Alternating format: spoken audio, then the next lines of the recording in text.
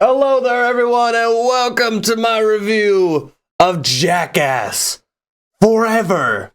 I actually watched not a whole lot of Jackass back in my day. I think that was a little bit before my time. I don't think I was watching too much MTV.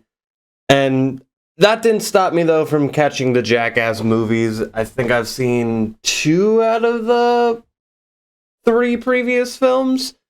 I did watch a couple episodes of Jackass, though. I watched Little Wild Boys here and there.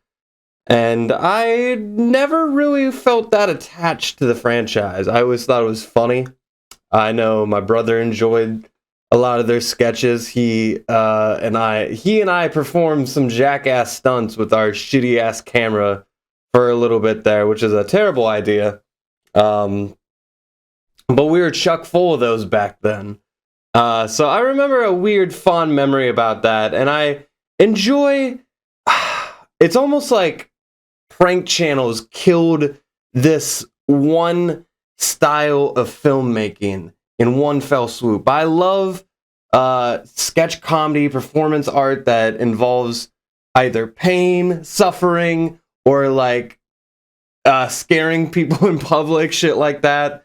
Pranks that aren't prank channels. I actually really like that form of comedy, and the fact that it's being blown up to a film proportion, the fact that they have this elaborate intro and elaborate outro, and the fact that you have all these guys who have been doing it for decades at this point, that's awesome. That being said, you also feel like it's encapsulating like one final go at it. Like, these guys are all so much older. A couple of the sketches, they're coming back from the hospital. Yeah, I just broke my rib. I broke my wrist. Like, it feels like, okay, we get one more shot at this because we're all just getting old. And they're also bringing in a lot of new talent and a lot of outside guests, which is nice. You know, I see MGK, I see Tyler the Creator, Eric Andre, all these guys. And they just kind of add more flavor to the spice, you know? And I feel like having a new cast, you know, a lot of younger guys who are going to do a lot of the things that they're not able to, I feel like they had a great addition to that, especially since some of our cast members are either no longer with us or going through some things at the moment, unfortunately.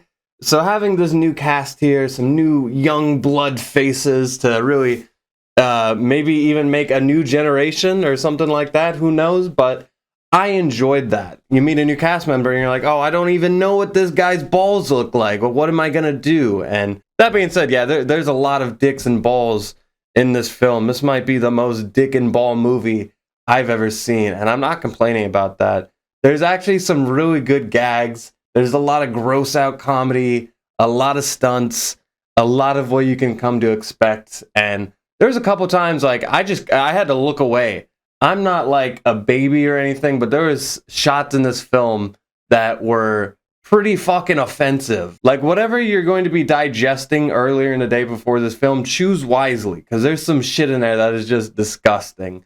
But you can't look away at the same time. It's one of those. And it actually sold pretty well. There was actually a decent amount of people in our theater, and usually when that happens, I'm like, ah, shit, other people.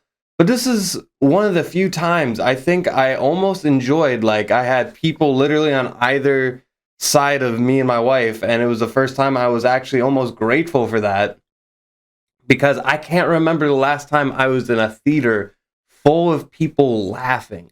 Comedies are few and far between nowadays, and even if they do come out, they're not like Jackass. So to be able to watch a glorified Jackass TV show in the form of a movie when all the guys are so much older and they're still doing the stupid dick and ball jokes at the fact that we're getting that, and I have a theater full of people to laugh at in 2022, it feels like, despite this is the most disgusting, the most vile form of content you can make, it still feels so wholesome at the same time. Like, it's like, oh, that's good, man. A bunch of people laughing at the theater together. A bunch of bros broing down one last time. Jackass Forever.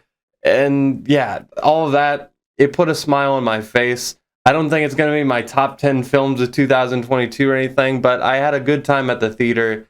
I don't think films in this style are ever going to be like a 10 out of 10 for me. Some of these stunts are like on the same level of scale and set design as an actual film with actual stunts. But there's like a raw, natural feeling to it because it's not like they can do 1,000 takes of something that will almost be life endangering. So you really get this sense of like, oh, I'm hanging out with these guys. I'm a part of the joke. I'm part of the experience.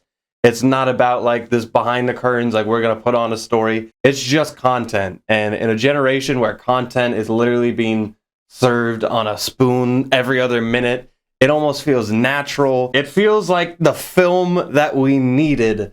And for that, I am thankful. Jackass Forever, I'm going to give a 7 out of 10. It made me nostalgic. I don't know how a bunch of guys like putting bees on their balls is nostalgic, but that's what this film is. Maybe I'll eventually review the other Jackass films. Who knows? But for now, let me know your thoughts of Jackass Forever down below. I'll see you guys next time. And with that, I leave you.